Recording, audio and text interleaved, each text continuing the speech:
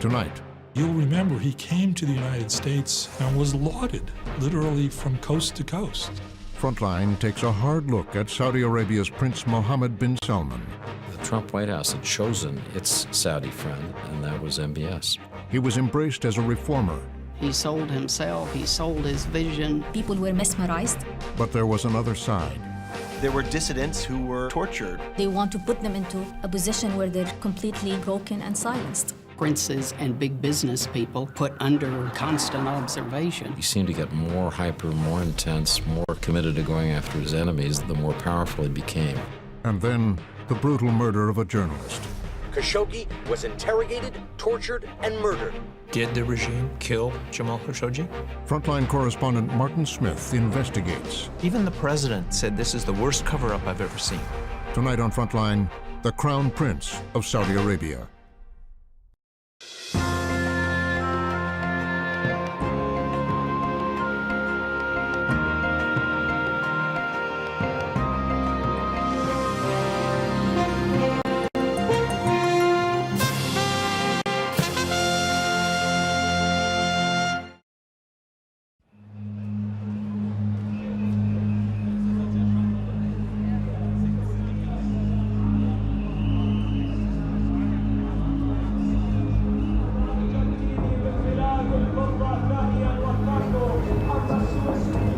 It is December 2018. It's been less than 3 months since the murder and dismemberment of journalist Jamal Khashoggi. But just outside of Riyadh, Saudi leaders and some of their friends are gathered for a celebration.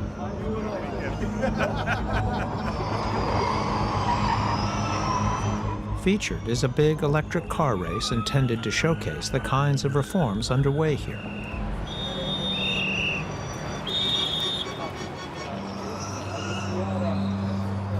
I have managed to get into the royal box. There's Adel Al-Jubeir, Saudi Arabia's foreign minister at the time. Mohammed Al-Sheikh, a former World Bank lawyer and now a minister of state. Multi-billionaire Prince Al-Walid bin Talal, among the world's richest men. And over there is Norman Rule, a former senior CIA official. He is talking to the world's largest private collector of Rembrandts, Thomas Kaplan. And of course, there's distinguished royalty, the powerful Mohammed bin Zayed, Crown Prince of Abu Dhabi, Princess Rima, now Saudi Arabia's ambassador to the U.S., His Royal Highness Prince Khalid bin Salman, now Deputy Minister of Defense, and his big brother, the Crown Prince himself, Mohammed bin Salman. I hope I will do that, but if I do that, I will be... I came here to understand who he is and where he is taking Saudi Arabia. I especially wanted to speak to him about the Khashoggi murder, but we'll come back to that later. For now, His Royal Highness just wants to watch the race below.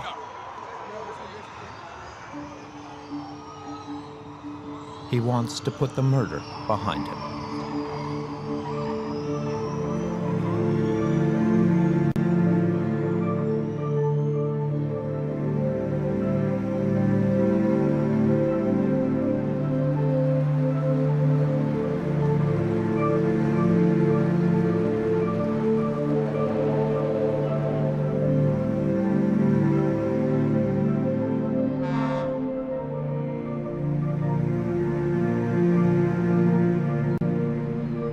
Much is already known about that day last October when Jamal Khashoggi and his fiancée took a taxi to the Saudi consulate in Istanbul.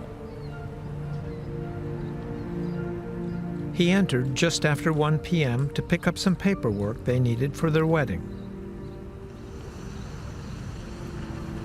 But when the office closed and Khashoggi had not emerged, word spread. Here I was, looking at my Twitter feed, and somebody I follow, who is close to Jamal, saying that Jamal Khashoggi went into the Saudi consulate in Istanbul and he has not gone out. And I remember retweeting that message saying, WTH, what the heck? A prominent Saudi journalist disappeared in Istanbul. Jamal Khashoggi, a Saudi Arabian citizen and U.S. resident. At the time, Khashoggi was a regular contributor to the Washington Post and had written many pieces critical of the Crown Prince. He was last seen entering the Saudi consulate in Istanbul, Turkey. Jamal Khashoggi hasn't been seen since. I was baffled by the idea that he could walk into a consulate and disappear.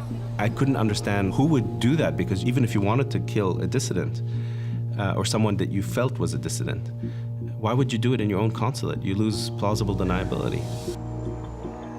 The mystery deepens tonight over the fate of Jamal Khashoggi. The Saudi government claims that Jamal Khashoggi entered the consulate and left shortly afterwards.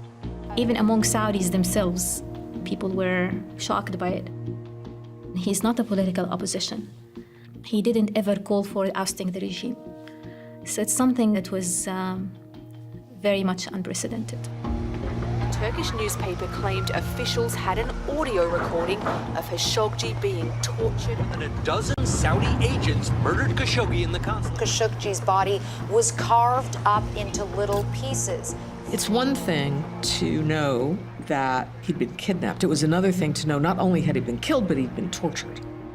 For anybody that you've known for a long time to end that way, it just didn't seem right. Saudi Arabia is scrambling to carry out damage control. The Crown Prince himself is the principal suspect. This is a man who we've been trying to understand and cope with. Is he a modernizer or a tyrant? Prince Mohammed bin Salman is now facing greater scrutiny than ever before. So who is the man in charge of Saudi Arabia? Our story begins with Prince Mohammed's father, Salman bin Abdulaziz Al Saud. He was born in 1935 and is believed to be the 25th son of the kingdom's founder. He was appointed governor of Riyadh at a young age, a position he held for almost half a century. It was a time of extraordinary change. Salman, as governor of Riyadh, literally turned a small desert town into a thriving city. There were maybe 100,000 people living in Riyadh when he became governor back in the 1960s. Today, it's somewhere around 7 or 8 million people.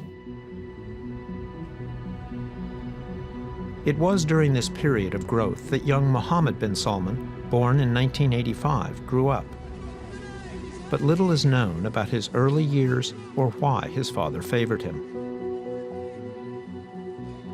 He had many sons. He picked this particular son, the oldest of his third marriage. Why?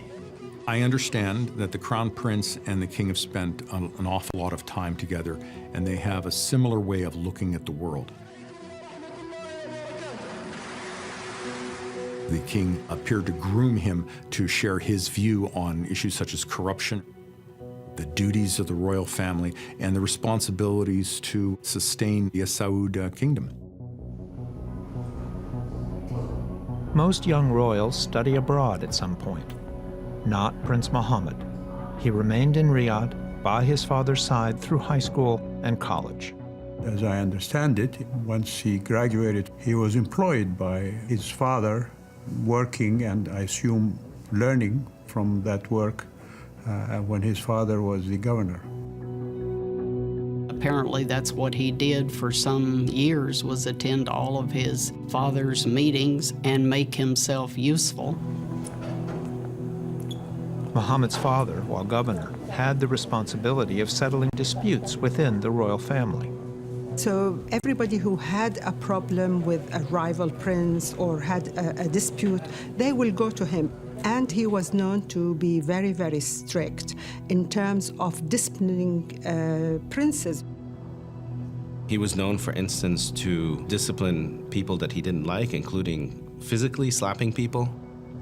He was, according to the stories, famous for calling in princes who refused to pay bank loans. and putting them in a rather luxurious villa and pressuring them to pay what they owed, and they did. And everything that was buried in the closet, he knew about it. And he had helped sweep it under, or get rid of it, or fix it, or whatever. Those files, of course, he has now transferred entirely over to his son, who has all of that information going back literally a half century. This gives them enormous influence within the House of Saud, because they know every peccadillo, every fault that every member of the family has had. In 2015, upon the death of his predecessor, Salman, at age 79, became king. He acted quickly to move his son, Prince Mohammed, into the line of succession. First, Prince Mukran, his predecessor's choice for crown prince, was quickly removed. No explanation was ever offered. He was just removed and replaced by the then deputy crown prince, Mohammed bin Nayef. Mohammed bin Nayef was a known quantity to the Central Intelligence Agency, to MI6, to every intelligence service around the world. And MBS is moved up behind him. Right. MBS, or Mohammed bin Salman, was now second in line to the throne. He was 29. The Saudi system is an absolute monarchy. The king's will is absolute, and King Salman decided that MBS is going to be his successor. He shared his views, which are very aggressive, for instance, on Iran. He also has toughness that I think the king didn't see in others. What do you mean by toughness? An ability to use coercive power if necessary against domestic enemies and regional enemies. I think the king has a view that Saudi Arabia is a country that cannot be ruled, with kid gloves. MBS wasted little time in putting his toughness on display. Freshly appointed Minister of Defense, he went on the offensive in neighboring Yemen.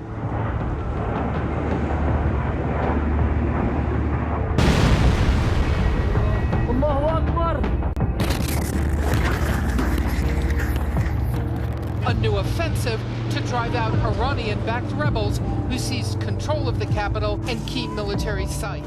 The Houthi rebels in Yemen were advancing with support from Saudi Arabia's archenemy, Iran.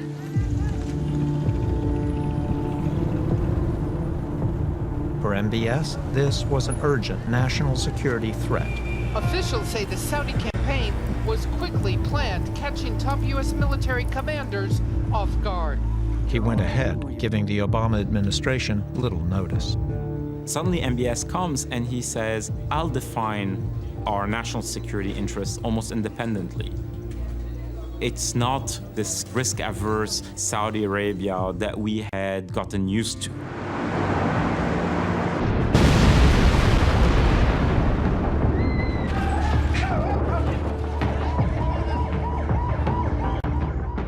Some elders in the royal family were said to have opposed the offensive, believing it was rash. Crown Prince bin Nayef among them. But young Prince Mohammed prevailed. It became known as MBS's War. And there was a groundswell of young Saudis that it was like, go, Mohammed, go. This is the first time that Saudi Arabia had ever fought in a war like this outside of their own borders. And it was hugely popular because the way that he framed it was, quick, in and out, we'll fix it, done.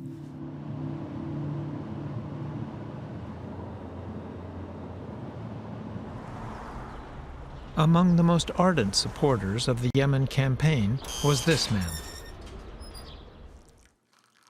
I toast you. Oh. Jamal Khashoggi. It is coffee that roasted lightly with cardamom.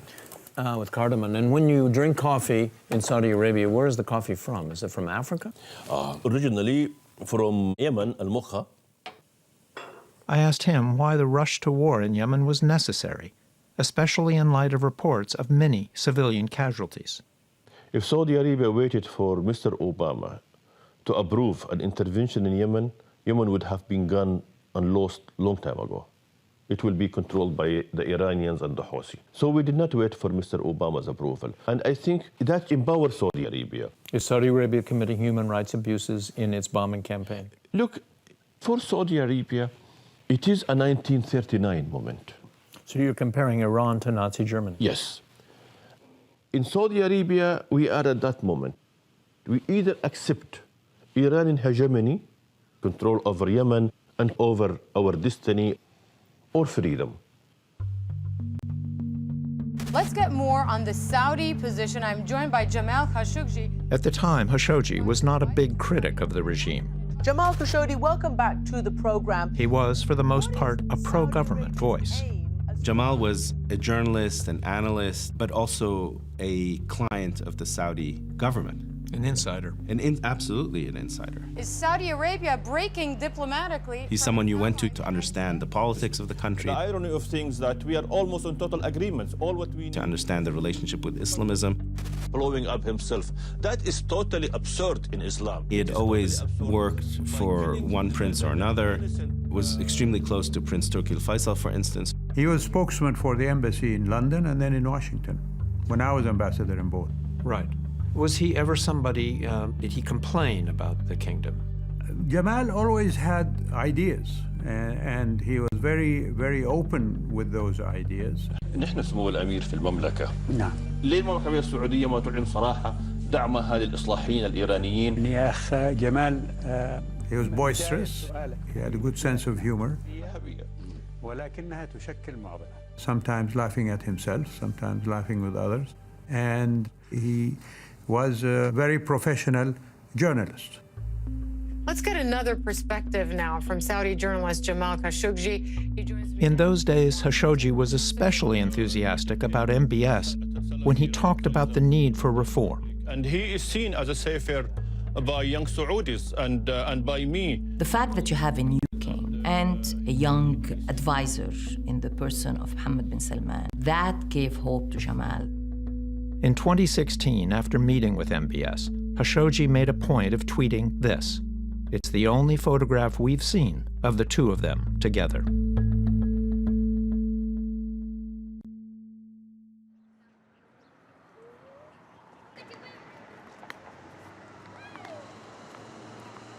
I've been coming to Saudi Arabia for many years. Over that time, I witnessed very little change. But in recent years, I've been surprised. One night in March 2017, I was invited to an art studio.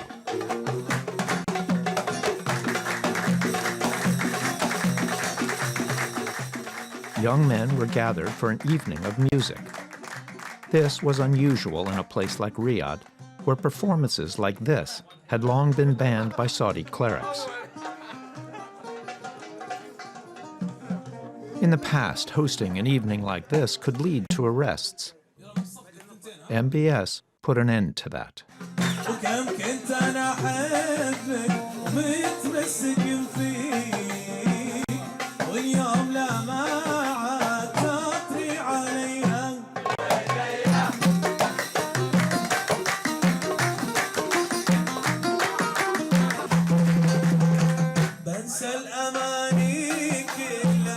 Many Saudis knew that the country needed to change, both culturally and economically. For years, Saudi Arabia has derived most all of its income from oil sales. But oil prices have been falling, the private sector is weak, and youth unemployment is high. In Saudi Arabia, there was very little change. The economy was highly inefficient. Women played no role. There was a tremendous amount of corruption. It was exactly the sort of place you would expect if you had a government run by elderly men ruling by consensus. Every single developmental plan, and these started in the late 60s, early 70s, had two main sentences in it: diversing the economy away from oil and less dependence on oil revenues for the government. It's always been the case. You've always pushed for that, and you've never gotten there. We've always pushed for that. We've always talked about that, but we were never able to achieve that. This time we were doing something. The king gave MBS full reign. It was ambitious beyond anything Saudi Arabia had attempted before. لدينا في اليوم فرص تكاد أن تكون خيالية. فهذا جزء من التحدي أنه نحن تحت الضغط بأن ننجز شيء جديد في وقت قصير. MBS's plan was to import Western technology, Western entertainment, and to open up the notoriously closed kingdom to become a world-class tourist destination. The Crown Prince, he has an imagination that I have never experienced anybody with. I'm about 17 years older than he is, but I really look up to him as a leader. وأهم عنصر لدينا هو الشعب السعودي ورغبة وإرادة الشعب السعودي. Many who met the young prince were initially impressed. He was confident, charismatic, decisive, with a vision, not a plan, but a broad sort of, there's the lighthouse I have to get to. You thought he was a good thing? I thought he was a good thing.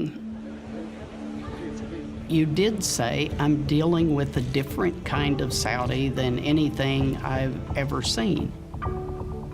Mohammed bin Salman planned to finance his Vision 2030 by taking Saudi Arabia's oil giant Saudi Aramco public in an IPO.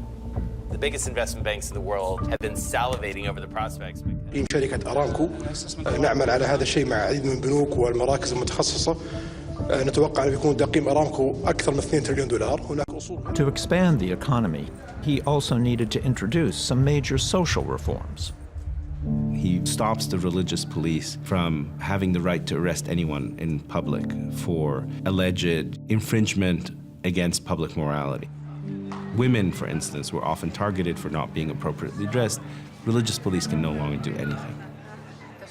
Now you go to the malls and you're relaxed. Total segregation that was in place in this society is cracking down. We were hidden, basically, for a very long time. You know, just work in very traditional jobs and within the family protection. So now we're coming out in every aspect. And you credit Prince Mohammed? For all this. And actually, King Salman. Reforming the religious cultural space, integrating women. These are historic things that leaders were unable to do over the last 50 years. Out of these changes would come a new Saudi identity. As they have reined in the religious police, Mohammed bin Salman and the people around him have de-emphasized religion. And in its place has been this idea of that nationalism is most important. This hyper-nationalist narrative that Saudi Arabia is great. المملكة العربية السعودية في ال5 سنوات القادمة سوف تكون مختلفة تماماً. It is in line of what is happening around the world. A new generation of leaders are using the same language and the same rhetoric. سوف تكون النهضة القادمة في العالم في 30 سنة القادمة في الشرق الأوسط إن شاء الله. هذه حرب السعوديين. هذه حربي اللي أخوضها شخصياً. ولا أريد أن أفارق الحياة إلا وأرى الشرق الأوسط في مقدمة مصاف في العالم وأعتقد أن هذا الهدف سوف يتحقق 100%. الله يعطيك طول العمر يا سيدي. MBS, not his father the king or Crown Prince bin Nayef, became the emblem of that new Saudi Arabia, both here and abroad. سلم على الوالدة سلم على الوالدة يوم أنا مع الأمير محمد بن سلمان. But all the changes did not mean that Saudi Arabia would become more politically open or tolerant. He looked like a very pro-Western, pro-technology guy. What I think was never properly interrogated was what kind of political system did he have in mind? Politically minded Saudis didn't quite know what to expect. But for them, economic and social changes would be meaningless without real political reform. عندما أتى الملك سلمان إلى سدة الحكم كنا نتوقع أن يكون هناك على الأقل إفراج عن معتقل الرأي. الملك سلمان لم يكن مثل أشقائي واستمرت المحاكمات السابقة كما هي عليه ثم زاد الكم والنوع في القمع. Yahya al-Assiri is a prominent human rights activist. I met him at a conference he organized of Saudis in London. هذا التجمع أنا أشكر كل من يشارك فيه وهو تقريبا ممثل للجميع. إذا كان النظام لا يسمح لنا أن نتجمع في الداخل ويخوف الداخل، لا نحن نجتمع. In recent years, increasing numbers of Saudis have left the country. Writers, academics, and activists of all kinds. The main thing we're calling for is we want freedom of speech, freedom of assembly, freedom of movement, where the people can have the right of self-determination. يعني نحن نعرف أن استهداف النظام ولو بكلمة أو مقال يرعبه ويرهبه، لذلك يكون رده عنيف. What kind of man is Mohammed bin Salman? محمد بن سلمان هو الشخص الذي يطمح إلى الحصول على السلطة بأسرع طريقة ممكنة. نجح بشكل باهر في الدعاية والإعلان في حملة الPR.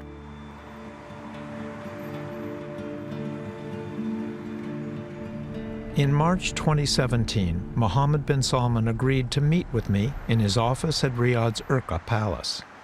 I wanted to talk to him about political reforms. But when I got there, he talked mostly about his economic plans and the new U.S. President, Donald Trump.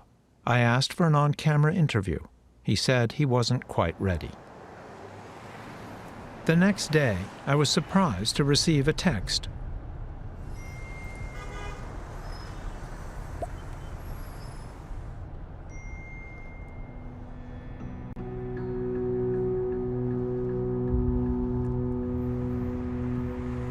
Meanwhile, Jamal Khashoggi continued to be sought after as a commentator.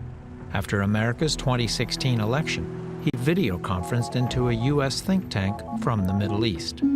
Thank you for inviting me. I'm sure Saudi Arabian officials were caught off guard by the election of Mr. Trump. His comments weren't especially negative, just cautionary. If we had difficulties with somebody like Mr. Obama, I'm sure we'll have more difficulties with Mr. Trump. He was advising Gulf governments, including Saudi Arabia, not to put all their eggs in Trump's basket. The more chaos we have in the region, the more... But rather to diversify their relations. Mr. Trump has to choose. He cannot be critical of Iran's nuclear program and not see the chaos they are creating. It is not clear if he realized he had crossed a red line, but he had.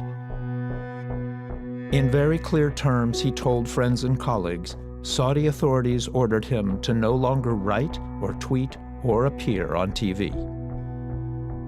This speech in particular was seen by Mohammed bin Salman as likely to be interpreted as being anti-Trump and his inner circle. So don't get between me and the Trump administration. Yes.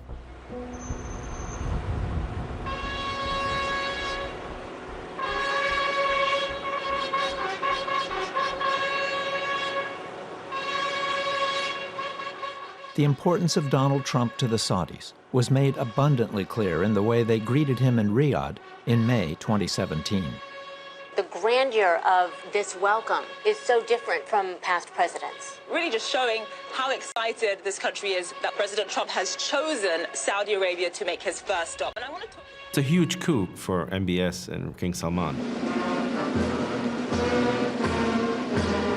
in that it's able to bring the most powerful person in the world to Saudi Arabia and to rekindle the strategic alliance that had frayed under President Obama. So for MBS, this is a massive victory. The Saudis used the trip to influence the president on a variety of issues.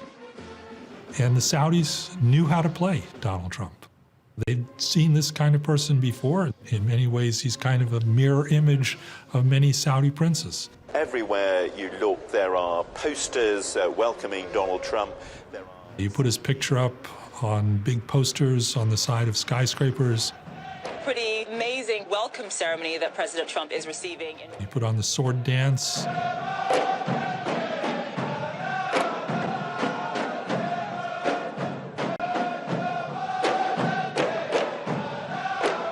You put on a big display.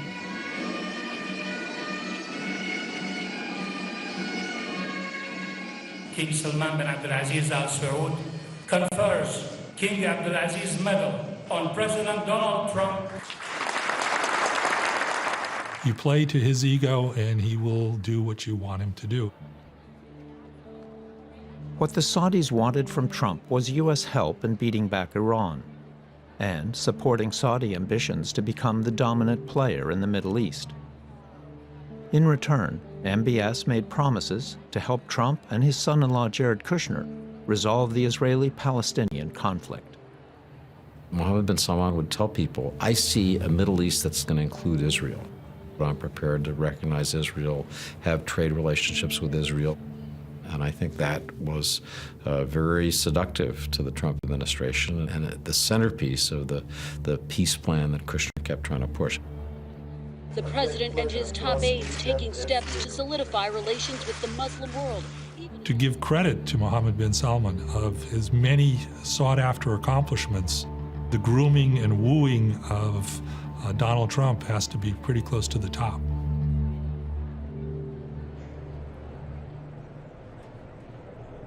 During the visit, Trump agreed to an arms deal worth over $100 billion. We signed historic agreements with the kingdom, and we will be sure to help our Saudi friends to get a good deal from our great American defense companies.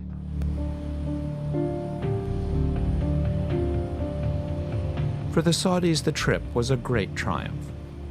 They had been reassured that Trump had their back.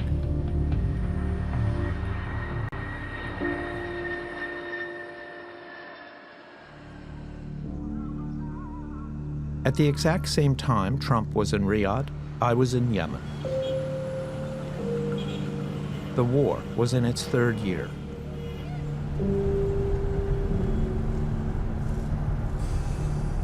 The Saudis, with U.S. military assistance, were continuing their air campaign.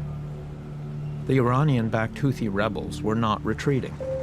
But Prince Mohammed was, as he told me, confident that with just a little more time, he could win here.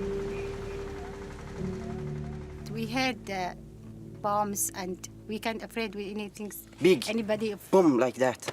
I see the boys of my neighbor is died and the blood on the floor. I visited a Yemeni refugee camp. المرأة دي بفرح واحدة من عائلتهم ماتوا الناس. أتخيلي كانوا يلملموا الشعر من البيوت. الرقب من البيوت، اليدات، النسوان نص. Why are the Saudis doing this? الله العالم ما ندريش. نحن ناس فلاحين، لا في عندنا معسكر ولا في عندنا حاجة. قرية خبط. خربوا البلاد، خربوا حياتنا، خربوا عيالنا، قتلوا، أرملوا النسوان، قتلوا جهال، يتموا جهال. إيش ذنبهم عندنا الناس؟ عشان إيران لها بلد يروحوا لها.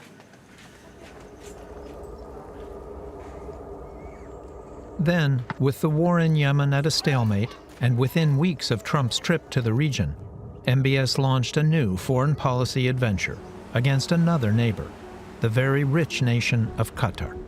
Saudi Arabia, Bahrain, the UAE, among others, broke off diplomatic contact and suspended... For years, the Saudis had accused the Qataris of financing terrorist groups and being soft on Iran. Now MBS chose to act. Within a night, Saudi Arabia cut trading routes, transportation into Qatar. They severed diplomatic relations. It was a demand for total capitulation, turning Qatar into a vassal state. It was a very brutal move. Countries blockading this nation has sent Qatar a 13-point list of demands. Qatar's been asked to curb diplomatic and trade relations with Iran. Among their demands was that Qatar shut down its giant state-owned broadcasting network, Al Jazeera. Saudi Arabia doesn't see why tiny countries like Qatar should have this disproportionate say in the region. So this time, they went for the jugular. The Qataris have pushed incitement and extremism through their media platforms in order to destabilize countries. This is why we are saying to the Qataris, enough is enough. This has got to stop if you want to have normal relations with us. Trump tweeted his support of the Saudis, seeming to agree with them that Qatar was funding terrorism. So good to see the Saudi Arabia visit already paying off. Perhaps this will be the beginning of the end to the horror of terrorism. What Trump seemed to have forgotten is that Qatar is a major U.S. ally that hosts the largest American military base in the Middle East. Trump tried to negotiate a settlement, but the Qataris would not cave to Saudi demands. To the benefit of the countries, they have a tremendous amount of financial resources. They have learned to live without their neighbors. They have weathered the blockade without any kind of major economic problems. They, in fact, have prospered. But MBS refused to lift the boycott. He wants to be the most important leader who decides on policies of the region. It's the desire, I think, by MBS to be the dominant regional figure. MBS was also determined to be the dominant decision-maker at home. One man stood in his way: Crown Prince Mohammed bin Nayef. On the night of June 20th, 2 weeks after the attack on Qatar, bin Nayef was summoned by the king. Saudi TV broadcast this carefully choreographed scene.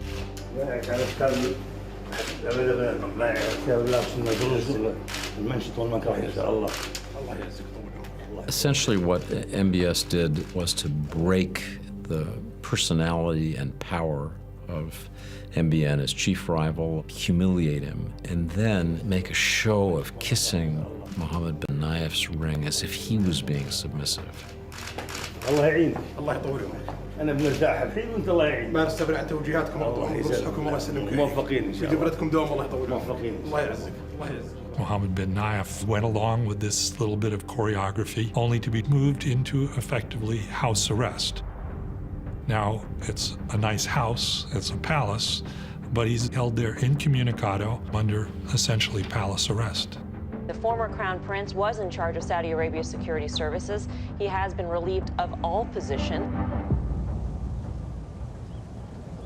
Within hours of the news, Trump called Mohammed bin Salman to congratulate him. Mohammed bin Nayef may have been the CIA's best friend, but he wasn't Donald Trump's best friend, let alone Jared Kushner's. The Trump White House had chosen its Saudi friend, and that was MBS.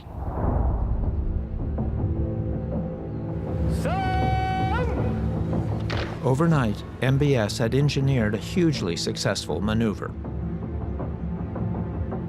As you understood it, and you're close to the Saudis, how did you understand the need to oust Mohammed bin Nayef? My sense is that the urgency that the king and the crown prince felt as to the need for changes in the kingdom's economic and political structure was such that it compelled them to make that decision. With Mohammed bin Nayef removed, the new crown prince, MBS, was now firmly in charge. He became the guy running the royal court. He became the defense minister, and he had also taken over effective control of the interior ministry from Crown Prince Mohammed bin Nayef. The whole ball of wax was now in the hands of one man in a way that was really unprecedented.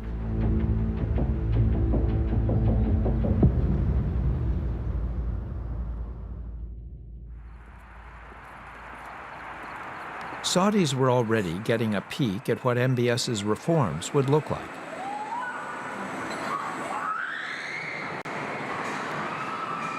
This fun zone had opened inside a Riyadh mall.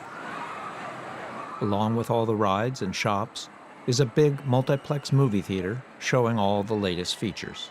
Cinemas were banned for decades, but now MBS's plan was to open 350 theaters across the kingdom. What people weren't seeing at the time was the behind-the-scenes effort to control how much freedom would be allowed.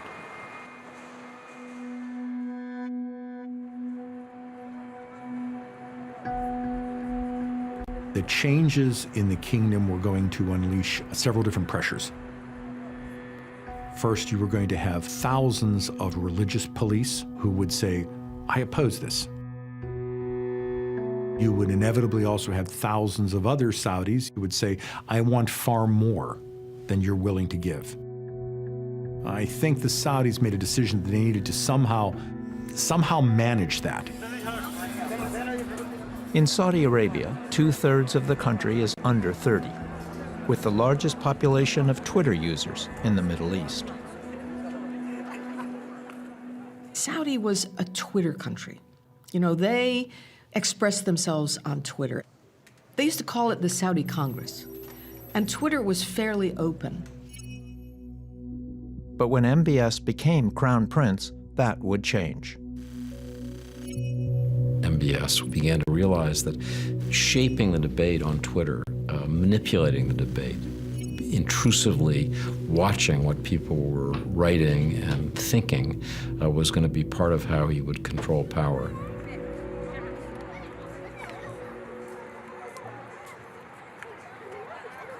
I think it would be a while before Saudis understood what was happening, that the entire landscape of Twitter in Saudi Arabia was shifting from this open platform where people felt comfortable to express opinions to something that was more like an instrument of oppression. MBS would pick a close aide, Saad al-Qahtani, to police Twitter. Over time, MBS would rely on him to do much more. That's him at a large software development competition that he organized in Jeddah. Saudi Federation for Cybersecurity and Programming, you are officially amazing. Congratulations. Mohammed bin Salman saw in him the kind of Saudi who's interested in high tech, who knows media, who can promote, Mohammed bin Salman's profile and visions and ideas through this medium.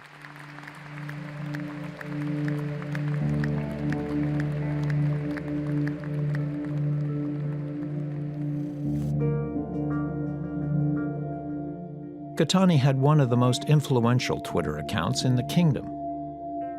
He is also a poet who has composed verse about the royal family. يا سيدي محبتي لك فريدة قربك فخر أحس به كل حيان. He is very sharp, very witty, knows quite a lot about local culture, and knows all the journalists, knows all the intellectuals, and he's very competent. In other words, if you task him with something, he will work very hard and very disciplined, and he will do it. One of the things he was tasked to do was to influence opinion on Twitter through hundreds of real or automated fake accounts, or bots. A cybersecurity expert who has tracked Saudi digital operations is Bill Marzak. Saad al-Qahtani, he used a couple of aliases that people were able to trace, and they found him, active on hacker forums, bragging about his abilities to create Twitter bots and influence the social media discourse. So you say, oh, well, look, all the tweets, like 80% of the tweets on this hashtag are pro-MBS. Maybe all of Saudi is pro-MBS. But in reality, no, there's only a few dozen people behind that. Qahtani also used Twitter to go after critics like Saad al-Faqih. فأنت لماذا تقبل أنك الآن تعيش بهذا الذل والوضع التعيس وأنت بيدك الخيار أنك تنقذ نفسك وتنقذ عائلتك وتعيش حياة كريمة في المستقبل. إذن نحن الأولى. Faqih has been living in exile for decades. 3 times a week, he records a broadcast for his YouTube channel out of an improvised basement studio in North London. فنسأل الله سبحانه وتعالى أن يكون سقوط محمد بن سلمان نعمة عظيمة على هذه الأمة وعلى المنطقة كلها. People like Faqih could be bombarded with scores of insults and sometimes threats in the space of a few hours. Qahtani's electronic force became known as an army of flies. Saud al-Qahtani, he has got an army. Their job is to face the computer and either write tweets or write comments on YouTube, write comments on Facebook. These comments are directed by him or by his team, either to promote the regime or to write things against what we write. What's the nature of these comments? That is the nature. The nature is that Mohammed bin Salman is a great man. Mohammed bin Salman is a hero.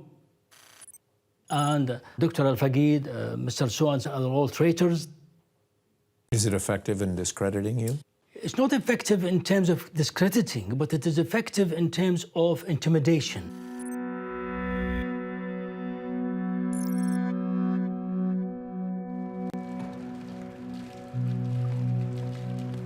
The Saudis may have even infiltrated Twitter.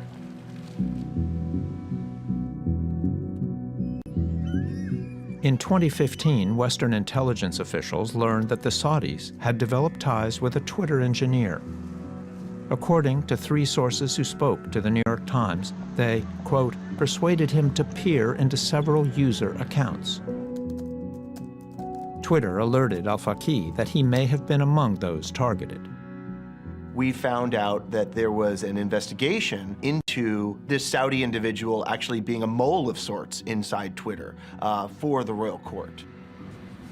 So, being someone inside Twitter, this employee could allegedly access private details of accounts. And that could be valuable in terms of identifying a network of activists, let's say. Absolutely. I think to a large extent they sort of know who the activists are, but what are they saying? What are they planning? What's going to happen next? The suspected mole was inside Twitter for around 2 years. How unusual is it for Twitter to have a mole inside the company, downloading private messages and taking profile information? Well, it's the first case we've heard of something like this. This was the first time that Twitter had ever sent out one of these, state-sponsored threat messages saying, oh, some nation state is trying to access your account. Although there was no evidence that he shared information with the Saudi government, Twitter, with no public comment, fired the engineer, Ali Al-Zabara. We were unable to reach him. He has left the United States, and he is now inside Saudi Arabia working in an affiliated organization to the royal court. While at the royal court's media office, Qahtani also created a special hashtag on Twitter. It started as a register of all those opposed to Prince Mohammed's Qatar boycott. But it grew to become much more. The official hashtag is Blacklist. Every name on it will be looked into. The blacklist invites every citizen of Saudi Arabia to become an accomplice in identifying a person to be put on blacklist. Whether it is policy to open up the economy, whether it is about women's driving, or simply about his position on the Israeli-Palestinian conflict. You might have a dispute with someone, you might actually inform the authorities that they are critical of the regime. And this is basically the deepest point in repression, when it sinks so much that it makes citizens its own arm in controlling the population. A specific blacklist was put together to target journalists. Saudis learned about it on Saudi state TV. تفاعل مغردون عبر تويتر في هاشتاج قائمة سوداء للإعلاميين المسيئين. On that blacklist were people who Qahtani thought were speaking against the Crown Prince, speaking against existing power structure in Saudi Arabia.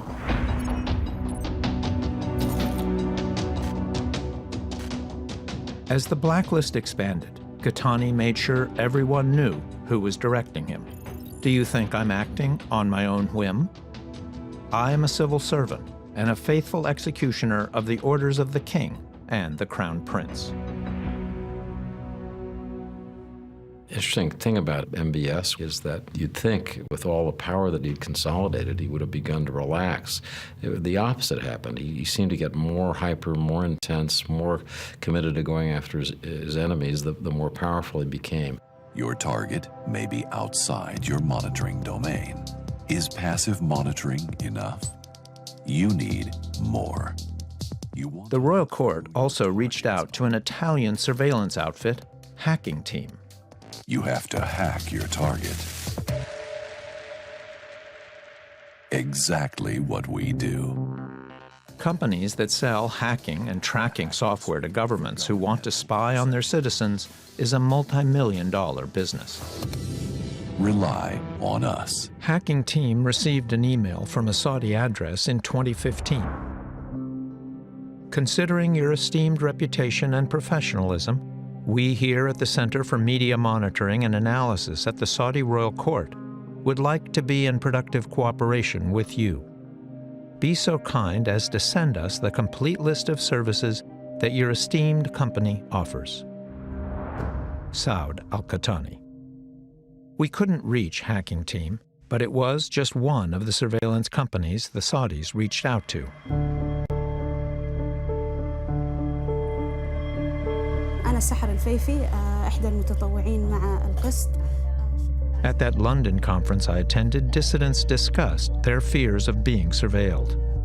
اليوم أصبح نشطاء حقوق الإنسان يفاخرون بأنهم نشطاء حقوق الإنسان لكنهم يخشون من السلطة. Today, the Saudi government has the power to hack any of its citizens. أن الكثير من الذين كانوا يتواصلون في الإنترنت أو في التليفون أو في الإيميل أصبحوا يخافون. هي تأتي من الخارج وبقدرة شرائية. In May 2018, Yahya al-Asiri received a text message from a source he did not recognize. I received a message on my mobile. It said to me, "You have hearing in front of the Saudi court."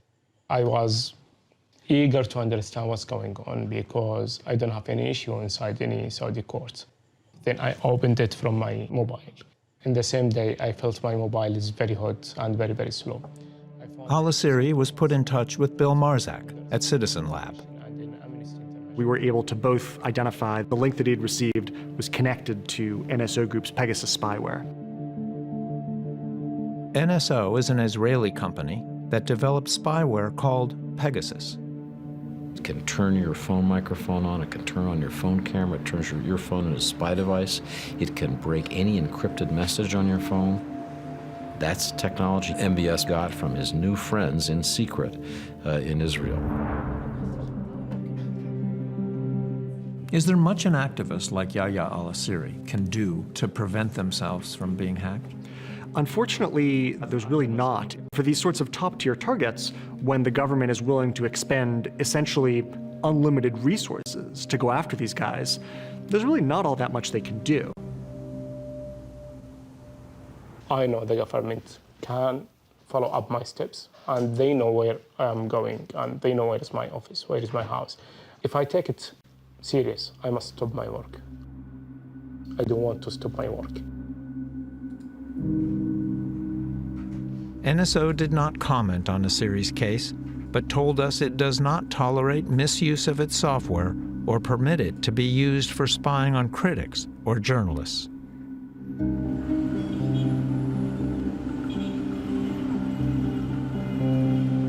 Back in Saudi Arabia, Jamal Khashoggi had not been able to work for months. He could travel, but he was still banned from writing, tweeting, or appearing on TV. He was still hoping that this decree or order will be reversed. So he said, maybe if I toe the line for a while, then they change. Then I see him later, and still the order has not been changed. I remember him saying, I have to do something about this. Me being at home, not being able to, tweet, write, especially write, is no longer bearable.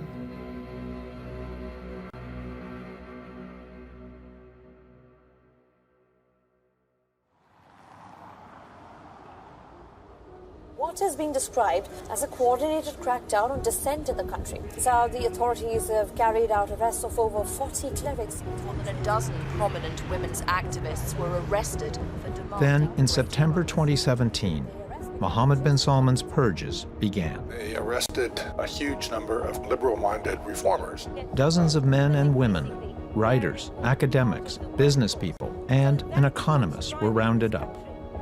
The Crown Prince is clear. Anybody who goes against him, they're in trouble. Issam al-Zamil had just returned from the U.S., where he had been part of an official Saudi delegation. لذلك وجود رؤية مهم جدا.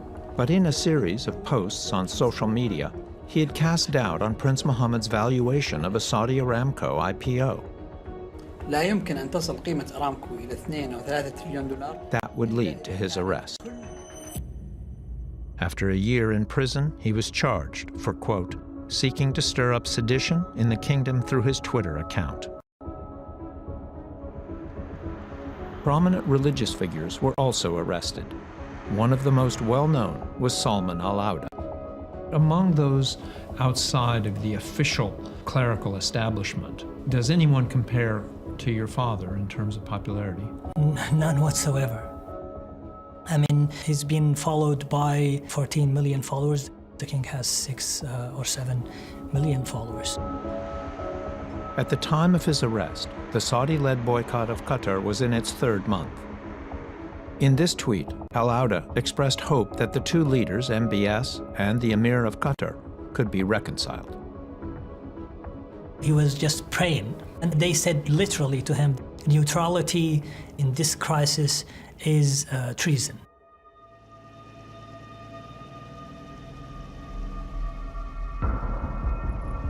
That led to his arrest, in fact. Yeah, that's why they are seeking death penalty against him right now. For Mohammed bin Salman, these are threats to his absolute authority. Al-Auda was charged with a total of 37 offenses, including, quote, spreading discord and inciting against the ruler. He was probably the foremost figure in Saudi Arabia associated with a kind of religious reform current that leaned towards democracy. So whatever the kingdom says they've arrested him for, they've really arrested him for being Salman al-Auda. Tell me how your father was treated when he was arrested. He was treated really, really badly. He was blindfolded, handcuffed all the time, even in the cell. Chains were put in his feet. He was interrogated for days continuously without allowing him to sleep.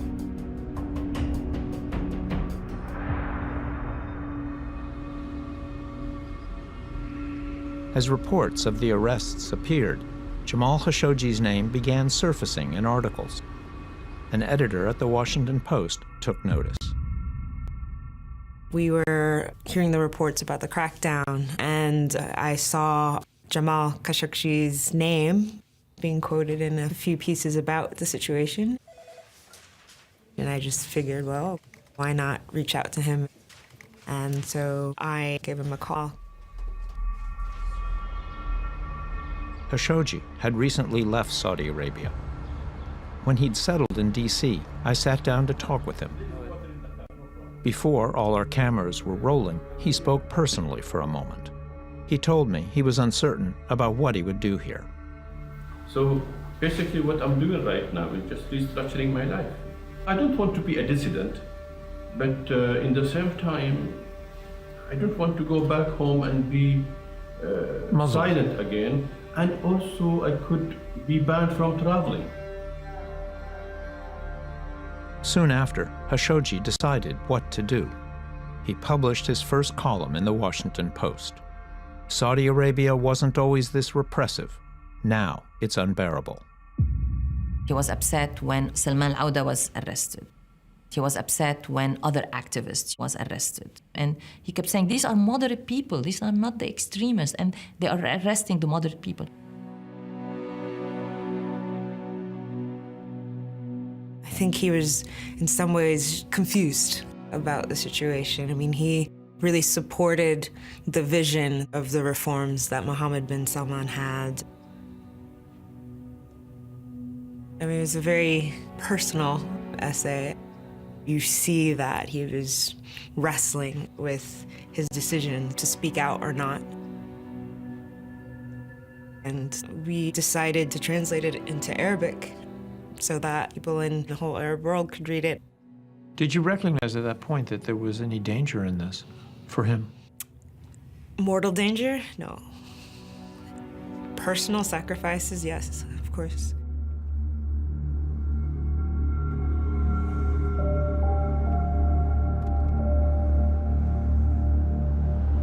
Then came November. First, the Prime Minister of Lebanon, Saad Hariri, was ordered to come to Riyadh. He was asked to come to the palace for a meeting, and he was taken away, put in a room. He's handcuffed, he's slapped, he's maltreated. The Saudis charged that Hariri had not done enough to counter Iranian influence in Lebanon. He was put on a Saudi TV channel reading a resignation letter. A truly remarkable event. Prime Minister Hariri is essentially ordered, more or less at gunpoint, to give up his job. He says he was resigning because Iran was interfering in Lebanon and fomenting, quote, discord and destruction in the region. يشهد على ذلك تدخلاتها في الشؤون الداخلية للبلدان العربية. The kind of aggressive tone against Iran is not something that Hariri has endorsed or will endorse. And so they knew it was a forced resignation.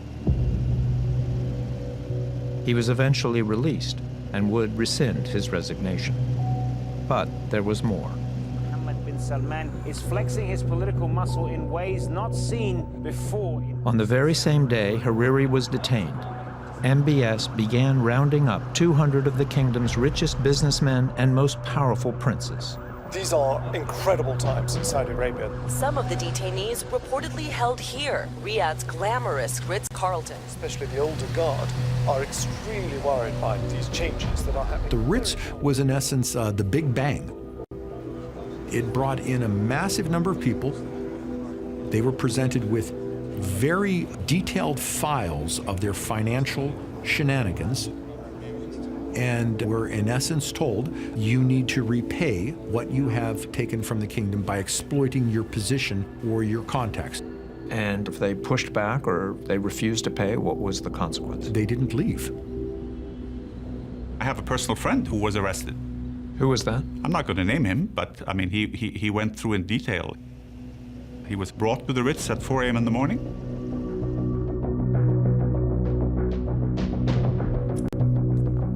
He said it was extremely well organized. They checked him in, gave him a medical test, asked him if he had any medicines that he needed, and then gave him a room where the door had to be kept open, but he had full access to room service and a TV. And he was interrogated, I think, for a month.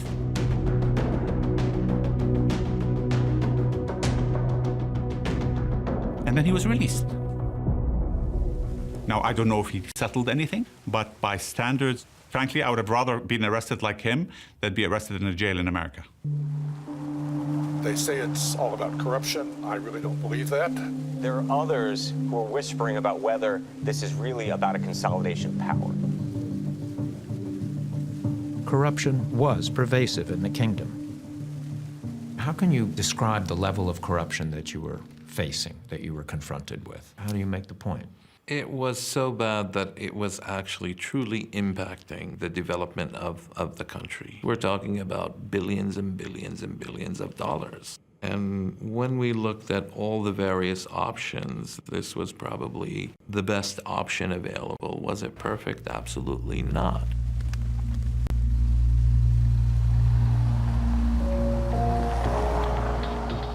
President Trump condoned the roundup.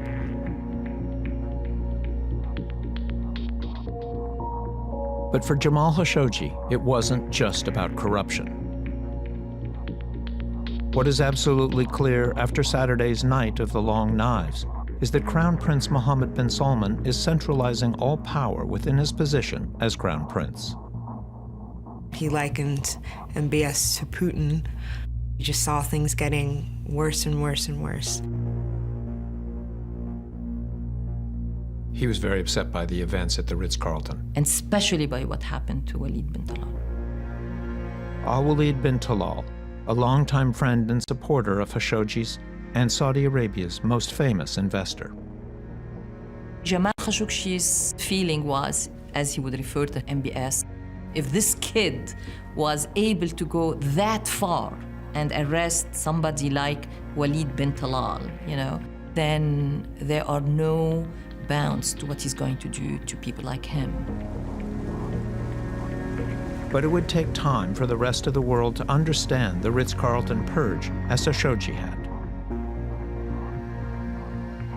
Prince Al-Walid was held for 83 days. What was it like, Your Royal Highness, being held captive by your own cousin? Frankly speaking, it was not easy. I have to confess that. To be held against your will. How would you describe your relationship? No one believe it. My relationship right now with Prince Mohammed bin Salman, this guy, is not only as strong as before, stronger. And this is shocking to many people. You've forgiven him? No, I didn't say forgive him. I forgot and forgiven the whole process completely. It's behind me. Completely. Completely. Reports of the Ritz indicates that the Saudi government tortured detainees and But as other people were released, reports of abuse and torture seeped out to the press. Inmates required to sign over their fortunes in order to be released. Family members of detainees have told reporters that MBS's close aide, Saad al-Qahtani, acted as their interrogator. What's been pretty clear is that he played a principal role in the Ritz-Carlton being turned into this gold-plated prison. There were gradations of treatment, and the death of at least one person in custody, a general, the story was that he died of a heart attack, but according to family members, he had been beaten severely. There were reports of harsh treatment, beatings, and even death. I heard those reports, but I've never seen any reflection of that. You have no suspicion about beatings? None whatsoever. None whatsoever. And the fact that these people were put up in the Ritz-Carlton, to me indicates that the intention is not to to inflict physical or emotional harm on them, but rather to get to the truth. Do you believe anybody was coerced physically at the Ritz-Carlton? I don't know. It's possible. Anything is possible. All I can say is that the exercise was to bring in very senior members of the Saudi financial business community and say, you have money which doesn't belong to you, it belongs to the Saudi people. We would like that back. Now go out and live your life the way you did previously. Easier said than done.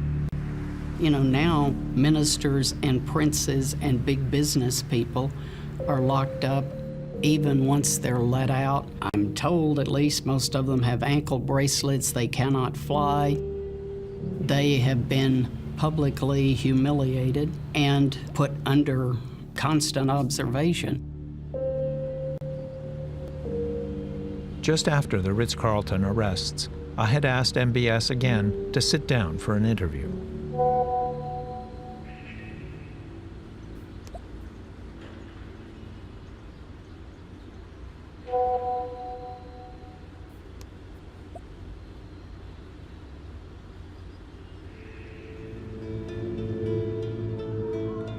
Meanwhile, MBS's war in Yemen had gone from bad to worse.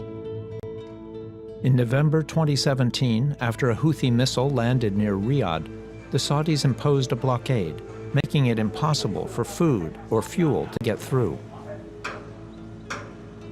2/3 of the country's population was already facing food shortages. Hospitals were overwhelmed with an outbreak of cholera.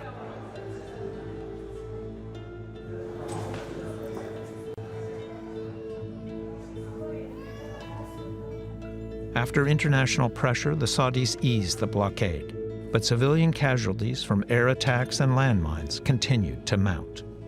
شو صار؟ شو كنتي عم تعملي؟ كان مسرح المرونة ورجع قرح بيلعب. قطعت رجلي ذاك الساعة. Spokesman for the Saudi-led campaign in Yemen, Major General Ahmed al-Asiri. Let me tell you something. When you conduct a military operation, mistake could happen. And there is no single allegation which does not investigate. Do you have a count of the number of civilian deaths that have resulted from your operation? How many civilians have died as a result? No, we don't have numbers of civilian death of cause of the Yemeni government have this. Okay. What was their number? Ask the Yemeni government. By the end of 2017, thousands of civilians had already been killed, many more wounded.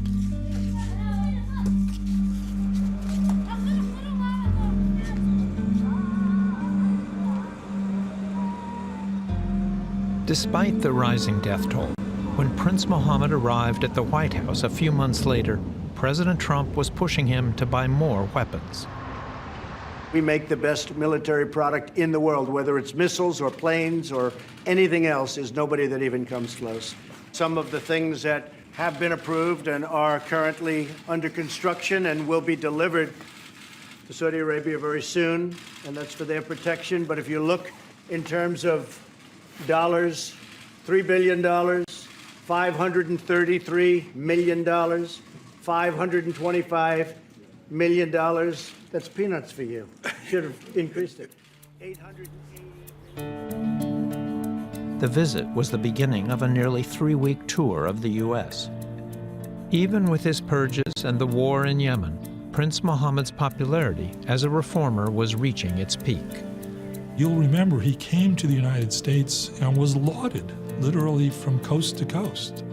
He will have visited 5 states, 4 presidents, 5 newspapers, uncounted moguls, and Oprah. He was praised as a revolutionary, as the Saudi reformer, as the head of what would be the Saudi Spring. Should America, should the world buy what the Crown Prince is selling? He seems to be sincere. It was a major PR operation.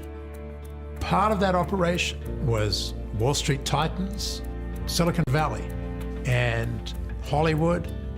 The tech people, the movie people, their eyes were quite glittering.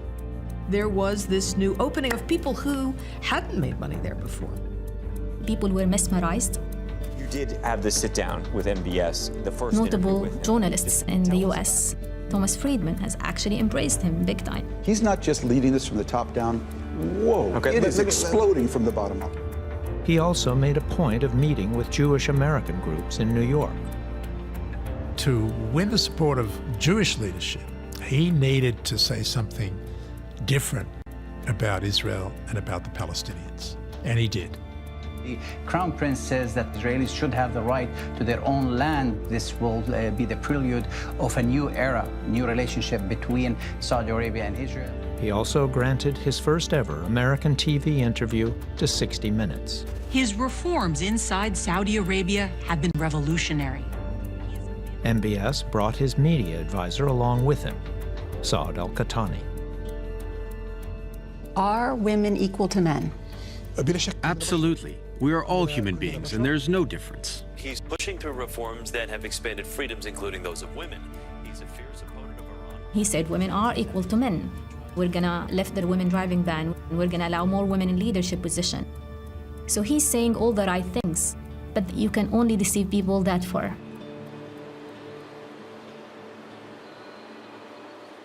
Shortly after his return home, the ban against women driving was due to be lifted. One of the activists who had campaigned for it was Lujain Al-Hathloul.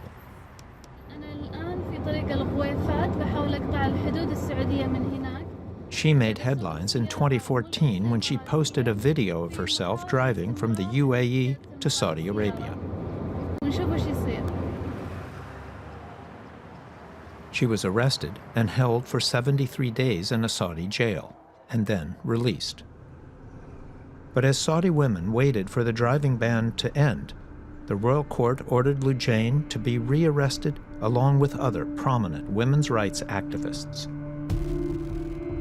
We are very much concerned about what's going on in Saudi Arabia right now. Security forces swept up one of the kingdom's early feminists, but it has come at the cost of... I think Mohammed bin Salman realized that the women's movement in Saudi Arabia is not simply about driving, it's about rights. And they were not going to stop at driving a car. The car was a symbol of their oppression. we spoke to Lujain Al-Hathlul's sister from her home outside Saudi Arabia. When I learned that Lujain was arrested, I was so scared. It was in the middle of the day. 5 men and 5 women came. They were blocking the street, so all neighbors witnessed what happened. My parents, they were extremely panicked. My mom said, "Why you are arresting my daughter?" But they just went up and they grabbed her from her bedroom. They took her.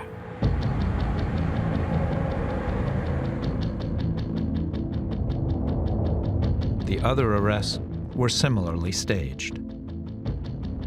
They are telling the women a message that you should not ask for more rights. When they went to Hatun Al-Fasi's house, they brought Klieg lights and lit up the neighborhood. And they did it in front of her children. They don't do that. Jamal was the one who showed me the Saudi newspaper that has all of their faces and traitor, traitor, traitor.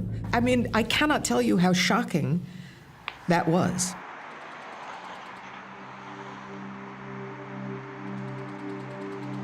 At least 12 women and 3 men were arrested because of their activism.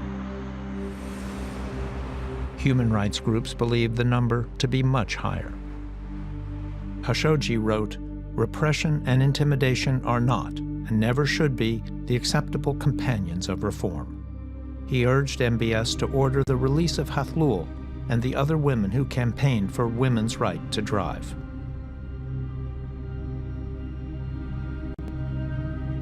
But they were not released. Hathlul's parents were not allowed to start visiting her until months later.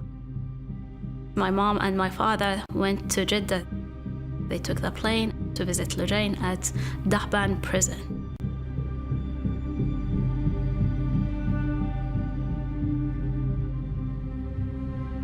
When they saw her, she was weak, very weak, and there was red marks over her face. They asked her, "Did they torture you?" And she said, "No, I'm fine, don't worry about me." And they insisted. And after that, she just started crying. She couldn't stop.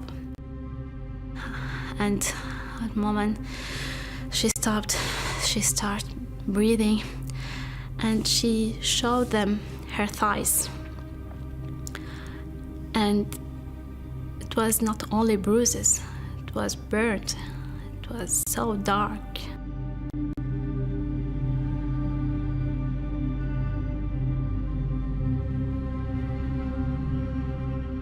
And she said they were going to throw me in the sewage system. And they were repeating this to her. She thought she was going to die.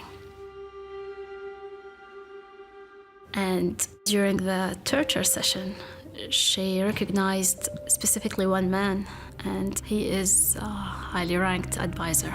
Who was that? His name is known everywhere. It was Saud al-Qahtani.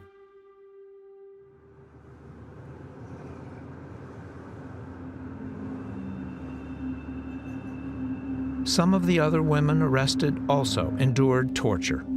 Samar Badawi, Aziza al-Youssef, Iman al-Nafshan, Shadan al-Anesi, and Nof al-Dosari. There are also reports of sexual harassment and assault. Details were sent by multiple sources to human rights groups outside Saudi Arabia. The statement that we got from many of the sources that all of the women were tortured and placed, of course, in solitary confinement. Women would be stripped naked and assaulted sexually. They would be beaten, electrocuted. To see those women who have for years been really a source of strength for other women, to see them treated this way, for me, I know these women. I know how dignified, how caring and concerned about their country they are. There is no other way except that they want to put them into a position where they're completely broken and silenced.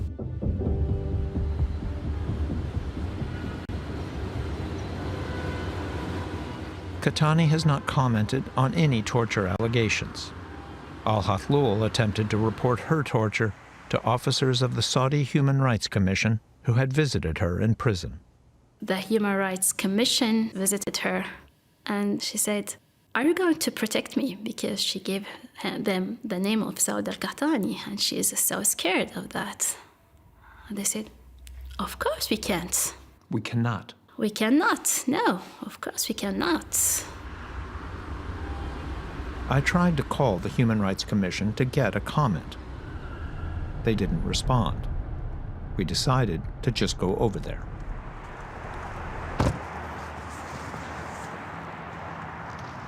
دكتور عبان موجود؟ أنا الصحفي. لا؟ لا.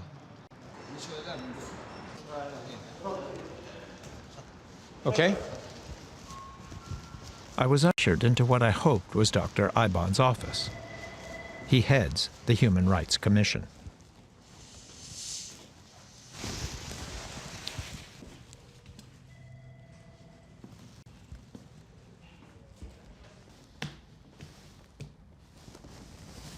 They don't know what to do with this.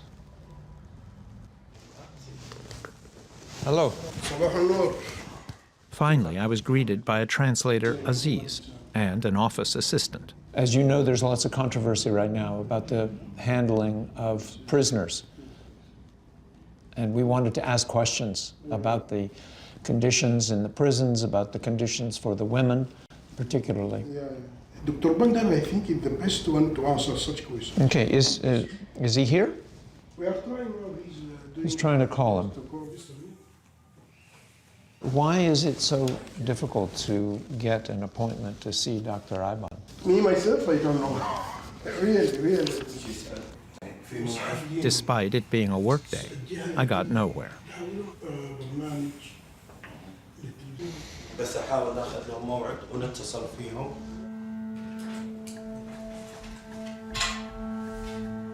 Good luck to you.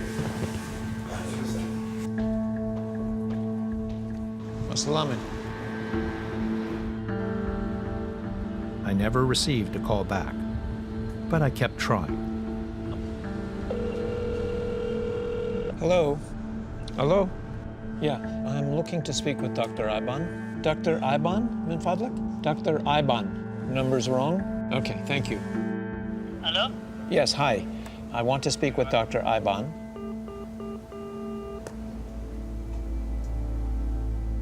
I also tried to contact the public prosecutor and the Minister of Justice.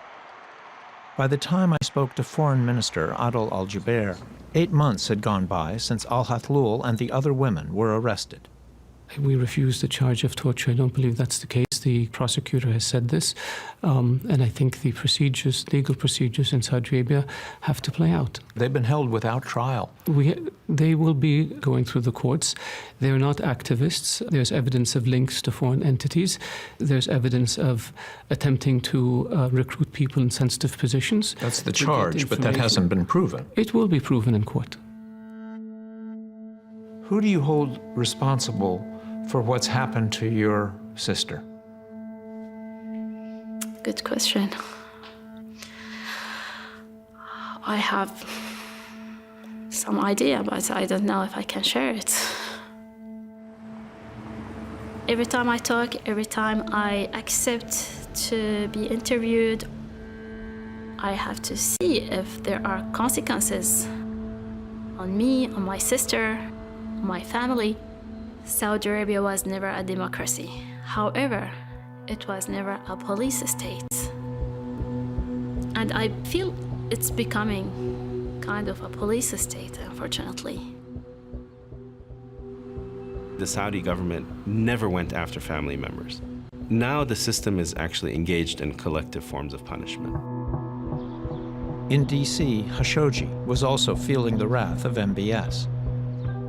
His son, Salah, the only one of his children still in Saudi Arabia, had been forbidden to travel. One of the first things he said to me is, they've put my son on a travel ban, and it's just not fair. He's not political at all, and there's nothing I can do about it. And my understanding is that he sent a message to Saud al-Qahtani telling him this has come to very low standards, that you are now going after my son.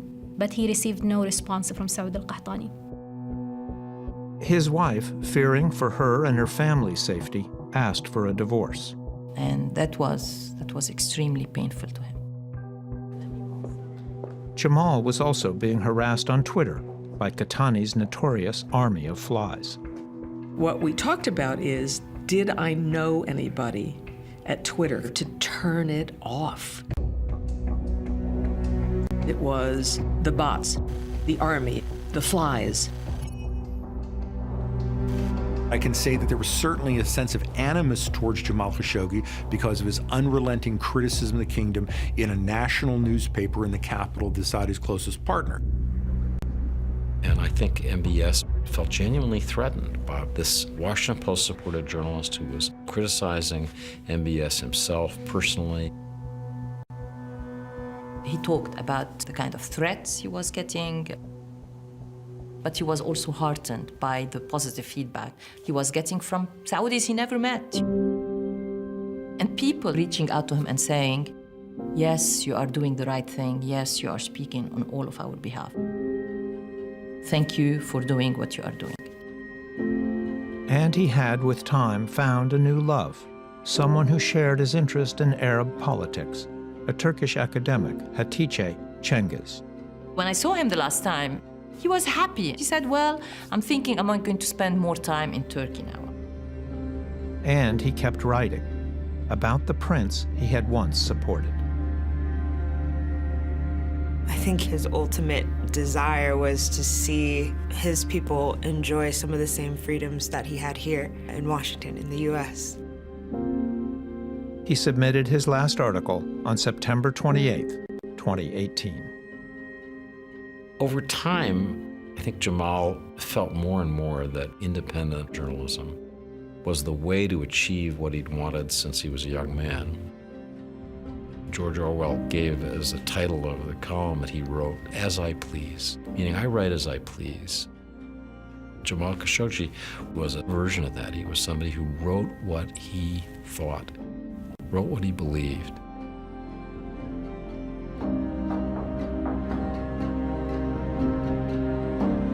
Do you think Jamal had any idea that he was playing with fire? I think that Jamal hadn't fully realized how different this system had become.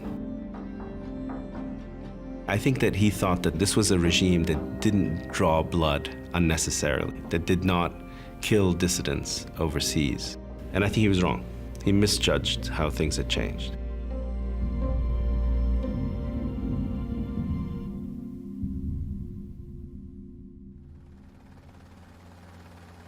He was last seen in Istanbul. Angela, where do you think he's gone to?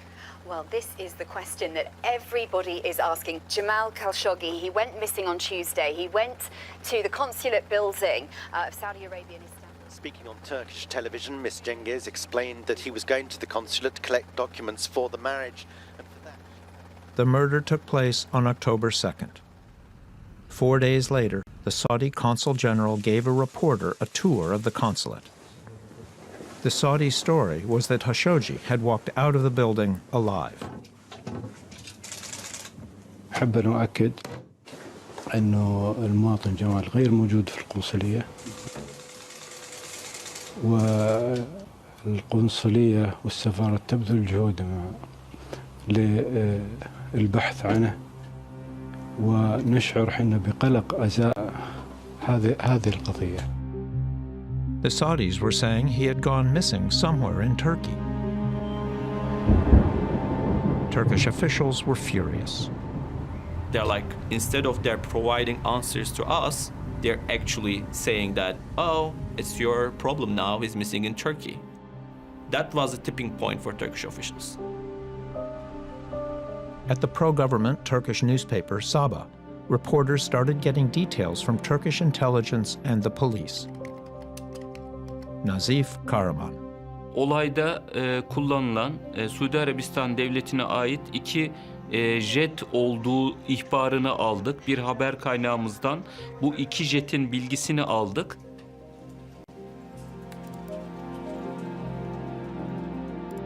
By the time the reporters had learned about the 2 Saudi planes, the jets had left Istanbul. Then they were told more. Abdulrahman Simsek. Vahşice bir cinayete kurban gittiğiyle ilgili bilgi verildi. Ben de şunu sordum. Nasıl olur yani? Nasıl bir vahşice cinayet? Böyle bir şey olamaz. Böyle bir cinayet bir diplomatik bir binanın içinde. Ben önce inanmadım.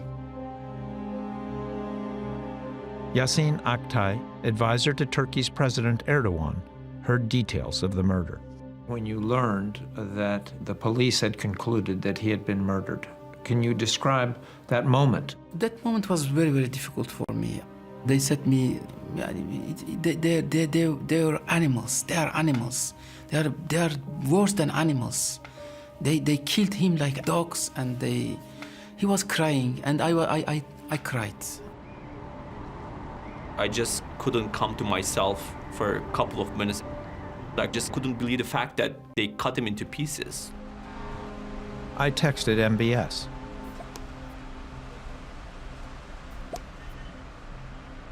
There was no response. I tried again.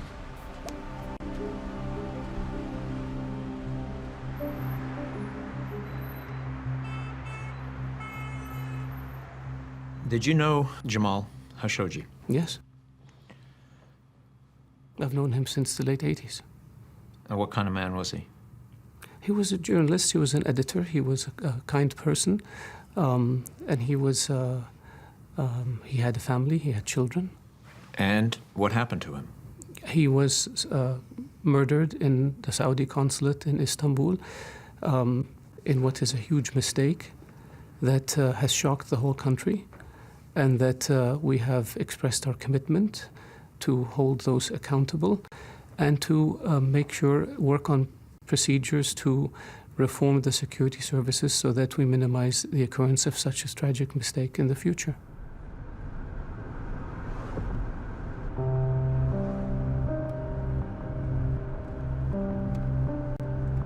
Jubair says they are committed to investigating what happened. But from the beginning, the Saudis tried to cover it up. The Saudi story kept changing over the course of 2 weeks. The inconsistencies were really clear. This is one of the most peculiar, perplexing news events that I can recall in some time. The evidence keeps building. Newly released video shows a Saudi man who looks a little like Khashoggi. Here, he's caught on CCTV arriving at the consulate wearing... Surveillance footage showed how the team initially tried to fool the police into believing Khashoggi left the consulate alive. He walks outside in Khashoggi's clothes and glasses. But the police immediately spotted what was a body double.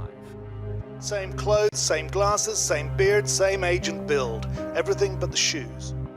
Why did the double not take Khashoggi's shoes? He took the shoes actually, but he couldn't. They wouldn't fit. Yeah, and head of the Istanbul police, he realized that the shoes is different. The Saudis had clung to the lie that Khashoggi was alive. It's more drip-fed, uncorroboratable intelligence. It sent Riyadh into a panic. Then Turkish intelligence revealed they had audio tapes. Turkish and U.S. officials says the recordings offer proof Khashoggi was interrogated, tortured, and murdered. The details revealed were gruesome. The audio was not released to the public, but some reporters learned about its contents. To be honest, I don't think it's something that could really be shared with the public. Because it just involves so much violence, even though it's just an audio recording. Cemal Kaşıkçı'yı oturtturuyorlar koltuğa. Sonra ellerini arkadan tutuyorlar. Dizlerine ve ayaklarına 5 kişi duruyor. Arkadan birisi poşeti kafasına geçiriyor. TÜBEYKİ Adli Tıp Kurumu Başkanı onun boğulmasını izliyor karşısında. 5 kişinin Cemal Kaşıkçı'nın üzerine yani gerçekten Boğuluyorum diyor. Bırakın diyor. Nefes alamıyorum diyor. Ama maalesef cellatları orada o 5 dakika içinde canını aldı.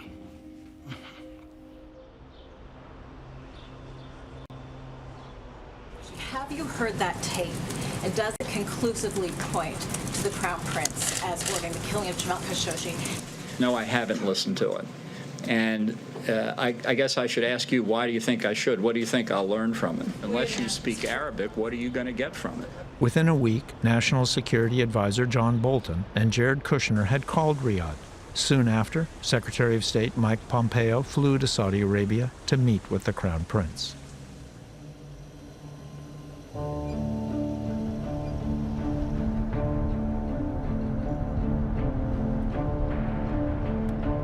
Meanwhile, the case for Prince Mohammed's involvement was tightening. After weeks of denials, Saudi Arabia is changing its tune. Saudi Arabia now going further, admitting that the killing looks to have been premeditated. These were not low-ranking figures, so they couldn't have done what they did oblivious to the prince, could they? The Turkish media had identified all 15 of the Saudis who flew into Istanbul. Who are these people who are on this 15-man team, one of whom a forensics autopsy expert? 5 of them are reported to have worked under MBS's aide Saud al-Qahtani at the royal court. And one key team member was on the Crown Prince's personal security detail, the alleged ringleader on the ground, Maher Mutreb. One man, Maher Mutreb, he's been seen traveling with the Crown Prince all over the world, potentially as a bodyguard. After the murder, the Saudis called MBS's private office. It's inconceivable that Mohammed bin Salman didn't know. You went on television on Fox News on October 21st, and you said that none of those involved in Khashoggi's death had close ties to Saudi Crown Prince Mohammed bin Salman. Because he has, these were security individuals. Security people have rotations. They sometimes serve for specific times in terms of security or other issues. But these weren't just security individuals. Mutreb, who traveled extensively with the Crown Prince, including in the United States, was on the scene. Are you saying that you didn't know that the people that were involved in the murder were close to the Crown Prince at the time that you said that? The Crown Prince has a lot of people who are close to him or who claim to be close to him. He has a lot of people who take their pictures with him. Then I asked about Qahtani. Qahtani allegedly ran the operation from outside Turkey. Qahtani wasn't just one of a lot of people. Look, you're asking all these questions. He was a close aide to the Crown Prince. Where is he now? You should ask the public prosecutor. The public prosecutor won't talk to us. Then you should call him again.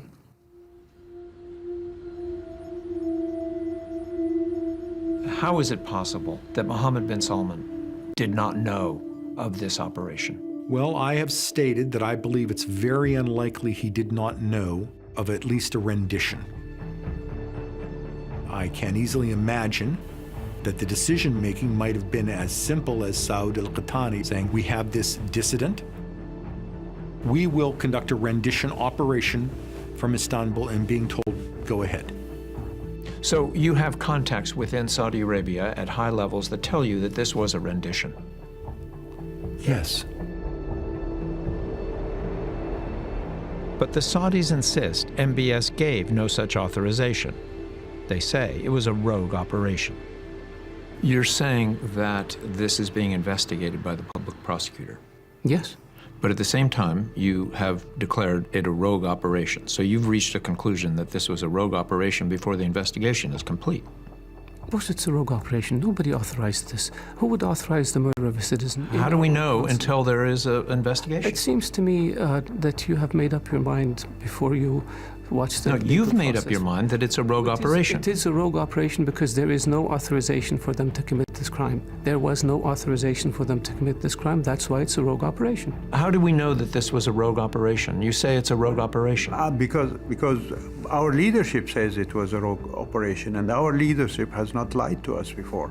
There were a series of statements made immediately after the killing of Jamal Khashoggi that have proven to be false, that have proven to be lies. That were based on reporting by this rogue element. And they're going to be taken to court and face their fate. The Saudis have been unclear about who authorized the operation. But they have said one man, General Ahmed al-Asiri, the former spokesman for MBS's war in Yemen, was involved in the planning. You know General Asiri? Yes. Do you think he's in any way capable of mounting an operation like this? On his own? Absolutely not. He wouldn't dream up a plot like this. This is a servant of the state, used to taking orders. It's just not in the nature of how the Saudi bureaucracy works. They got caught red-handed. They attempted to come up with a cover story, but the cover story doesn't add up. It was carried out poorly, and the cover-up was one of the worst in the history of cover-ups.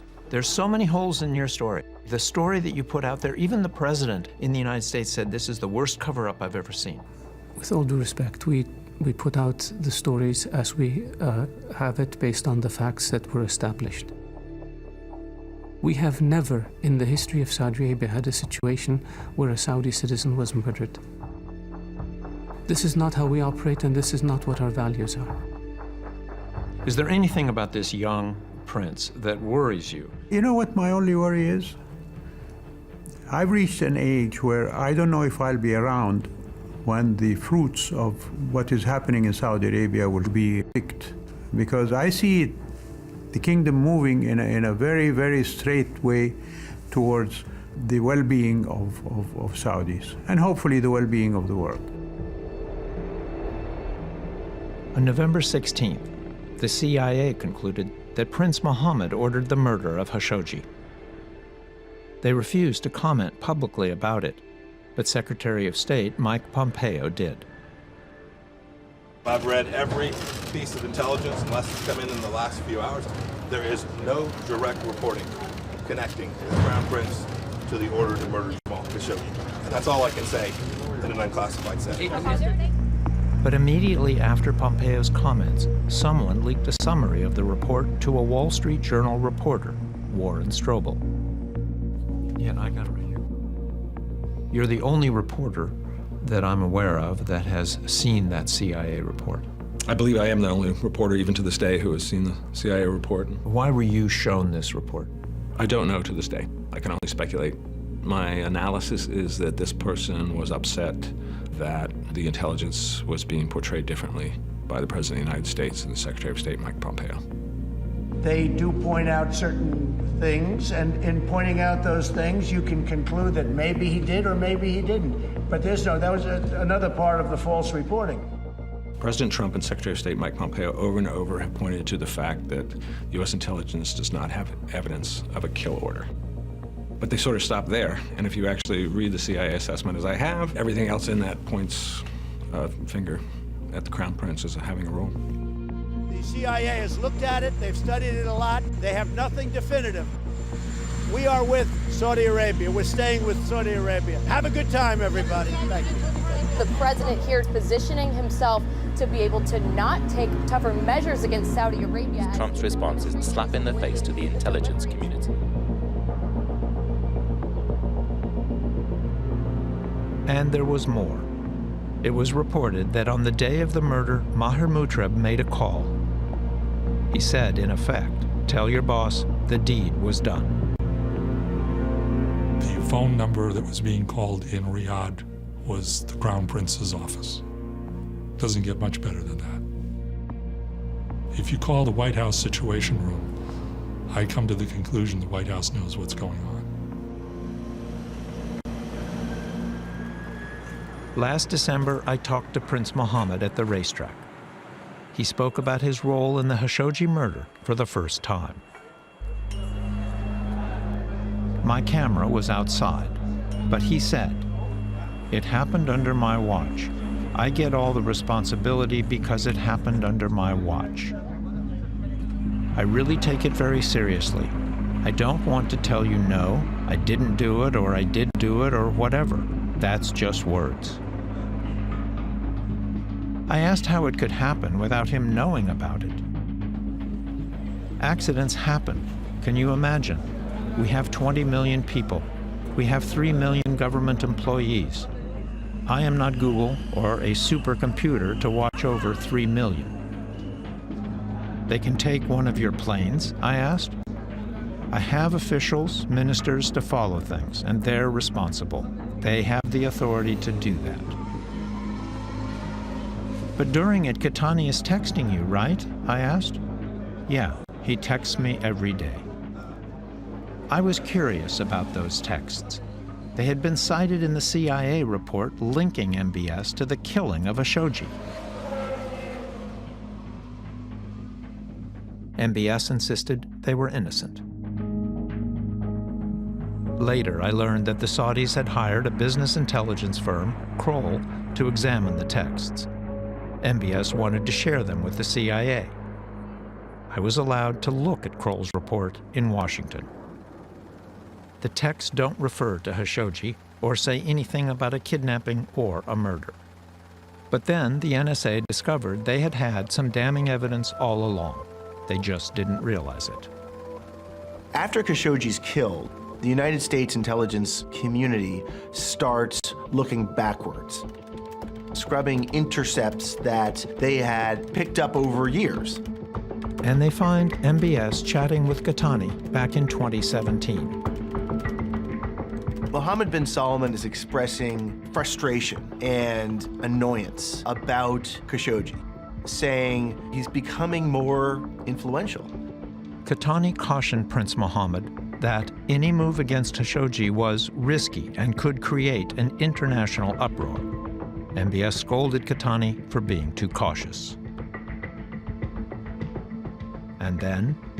There's a conversation between Mohammed bin Salman and another influential advisor, and Prince Mohammed says if we can't bring Jamal back by force, we should show him a bullet.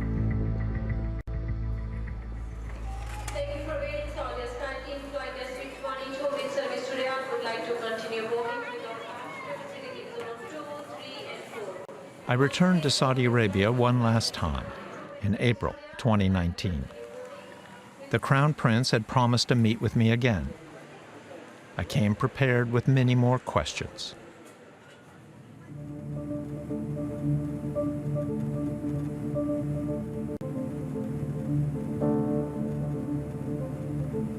When I arrived, he changed his mind. I was not able to ask any more questions about the Khashoggi murder. But more evidence kept on coming. In June, Agnes Callamard, a United Nations human rights expert, issued the most detailed report to date on the Khashoggi killing. I saw her in London at a conference. Killing of Mr. Khashoggi. 15 agents flew to Turkey, 8 of them in a private jet, which had diplomatic clearance. 2 of them had diplomatic passports. There is no other conclusion but that the killing of Mr. Khashoggi is a state killing. It should be seen to constitute an international crime for which universal jurisdiction attract. In preparing her report, Callamard was granted access to the audio recordings of the hit team as they discussed their plans. I listened to the tapes within the premise of the Turkish intelligence. And you heard a conversation. Tell us about that conversation. So that conversation is within an hour before the killing. Mutreb is asking whether or not the trunk of the body will fit into a normal bag. Does it need a stronger bag? How do you disjoint a body? That too is being discussed. To Beji, the doctor raises some issues regarding having to cut on the ground because he's never done that. They are seemingly rehearsing, planning the act of killing an hour later. since the horrible murder of Jamal. At the London conference, Calamard joined Khashoggi's fiancé and others, calling for her report to spur further action. I would like to ask you all to use this report as a means to prevent an attempt to silence us or push the matter under the carpet. The murder for Jamal Khashoggi, it is not the first crime from the Saudi regime. So what we want from you to pressure your politicians, your media, to stand with the Saudi heroes behind the bars and to ask the justice for Jamal Khashoggi. This is about the freedom of people to say what they want, to tweet what they want, to blog what they want, to speak about what they want without fear that they will be executed for it. The fact that the killing of Jamal Khashoggi is still making the news, that needs to continue, because that's what is going to annoy the hell out of them and be the mosquito in the tent that they can't ever get rid of. Thank you very much, Agnes. Thank you.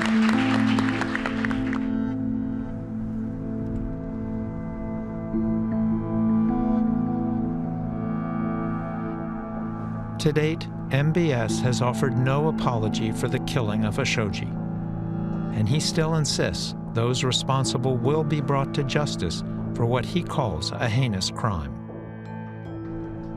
In the meantime, he continues to pursue his Vision 2030.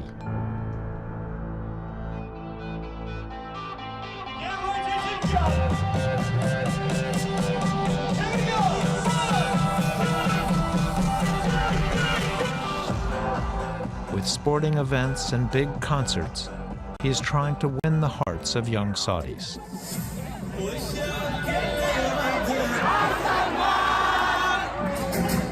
His defenders say that the Khashoggi murder and his campaign against dissent should not outweigh everything else he has achieved.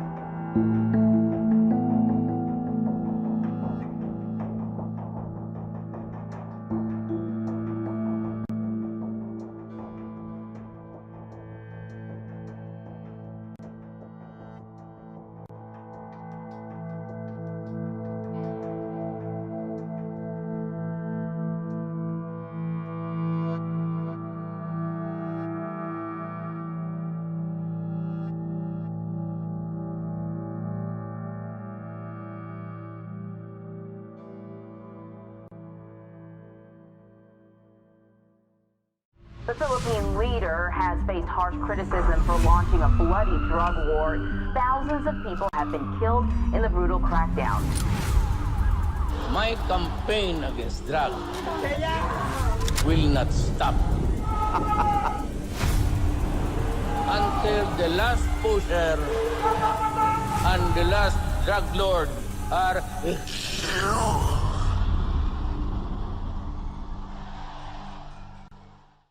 Go to pbs.org/frontline for reflections on Jamal Khashoggi from friends and colleagues. I think his ultimate desire was to see his people enjoy some of the same freedoms that he had here in the U.S. See a timeline of MBS's rise to power and our reporting on tensions in the region. Connect to the Frontline community on Facebook and Twitter and watch anytime on the PBS video app or pbs.org/frontline.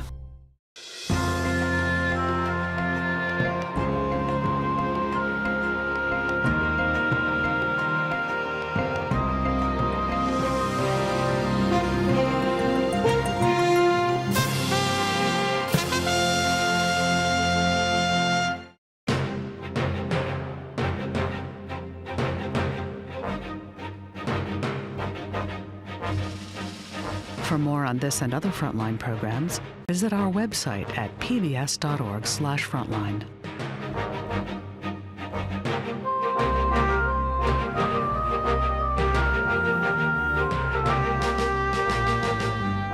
order Frontline's The Crown Prince on DVD, visit Shop PBS or call 1-800-PLAY-PBS.